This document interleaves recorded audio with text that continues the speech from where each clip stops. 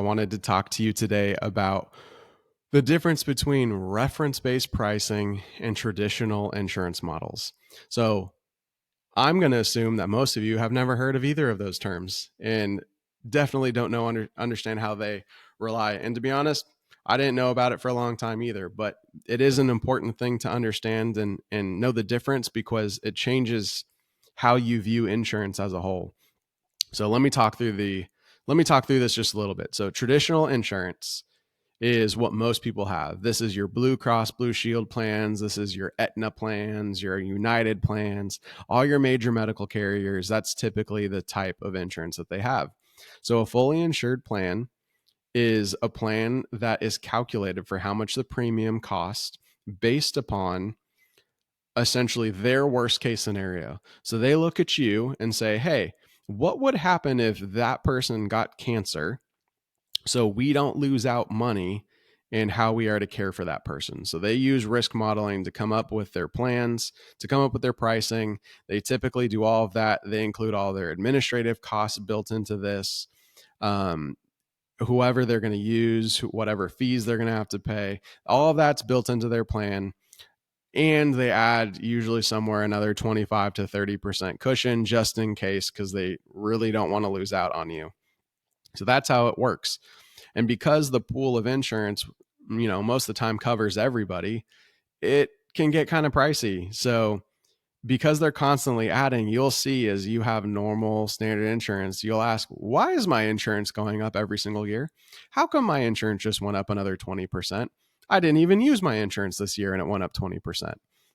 So that's the typical model. The newer model is called reference-based pricing model. So the idea of reference-based pricing, at least what I believe it to be doing, is that it holds people accountable, that it's seeking to be fair and honest within the insurance world. So we know we're talking about big pharma. We're talking about just kind of the wackiness of insurance and the medical system is, you're on a Blue Cross Blue Shield plan.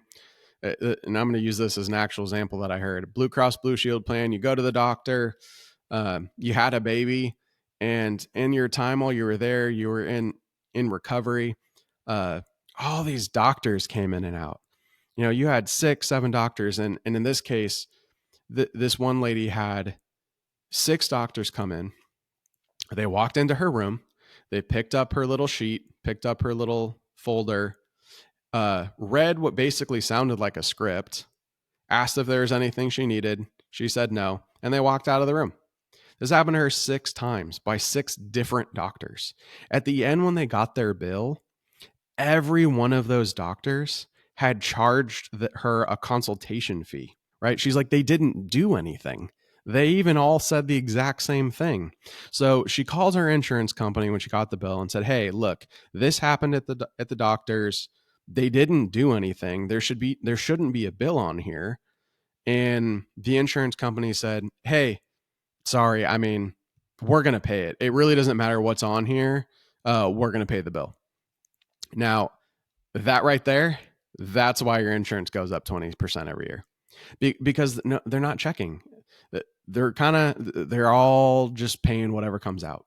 Reference-based pricing attempts to stop those sorts of things. It wants to keep within fair play. So how reference-based pricing works is it actually splits up insurance into multiple parties that are involved. So for you as the customer, you as the person who actually the insured, you won't notice too much of a difference on your end. But on the back end, there is actually now a TPA, which is a third-party administrator. There's an insurance carrier. So it's someone who's handling stop-loss coverage and basically putting out the actual insurance piece of this.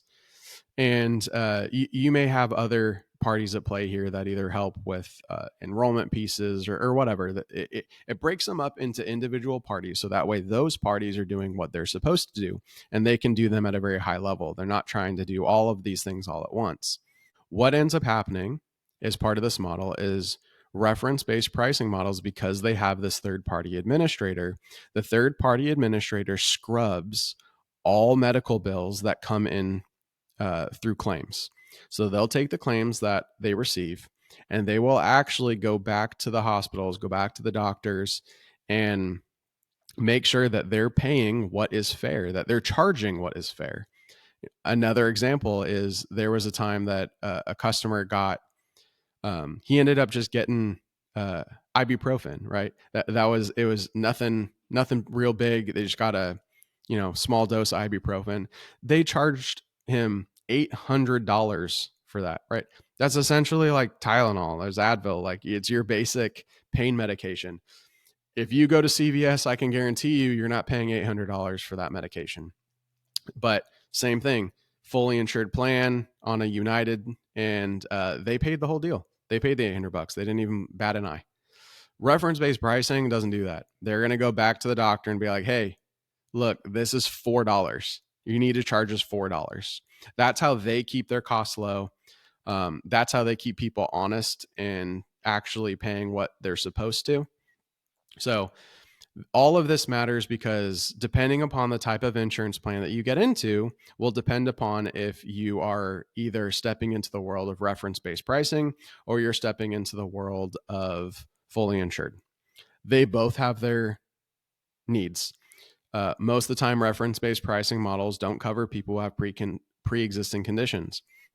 If you're a small business and you have some people in your small business that are sick, that they have things that need to be covered, and for them to go out on their own to get an individual plan, say they have type 1 diabetes or arthritis, or they have something that's pre-existing, maybe it's high blood pressure, something like that.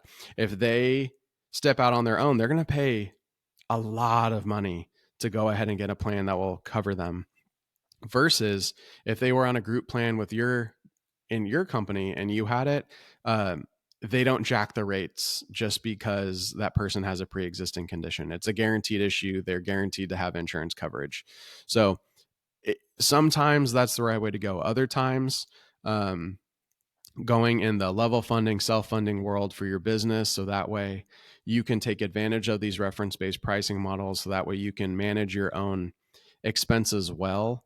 And most of the time it will get you cheaper insurance. You'll pay less because you're not paying the 30% cushion that someone like a Blue Cross may be charging you to have insurance with them. So it removes that cushion. It could be saving you about 30%.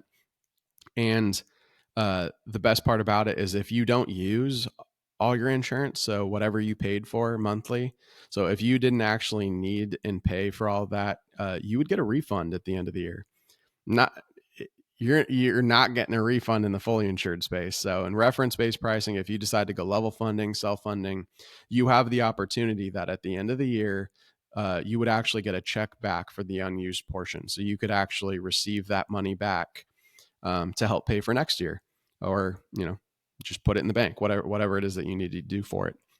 So if you're a small business, if you're interested in this space, if you're interested in looking at what type of plan you have, what it is that you're offering, if you want to get a quote, see what it looks like to switch from a fully insured plan to a level funding, self-funding, or if you had level funding and self-funding and you realize, look, we got a lot of sick people on our plan. It just doesn't financially make sense for us to have this type of plan. We're going to need to jump back to fully insured. Please reach out to me. I'm able to help you in both those situations. Would love to give you your options and just talk through what you need. Thanks so much, you guys. Hope you have a great rest of your day.